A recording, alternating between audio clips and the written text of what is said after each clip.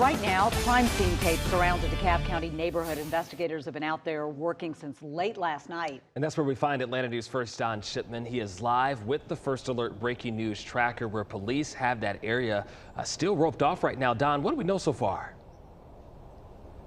Well, we know that this is a death investigation, and we know that because the medical examiner was here early this morning. Investigators focusing a lot of their attention on that house right there. You can see it. It's blue in the house just beyond that chain link fence. We were watching as investigators were going in and out of the driveway. The medical examiner made their way into that area as well. Authorities arrived here right around 10 o'clock last night, and they were here throughout the overnight and early morning hours. This is Clifton Springs Manor. We're just south of the perimeter.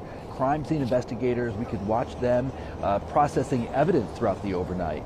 Police have yet to release exactly what this investigation is, but again, we know that it is a death investigation, a criminal investigation.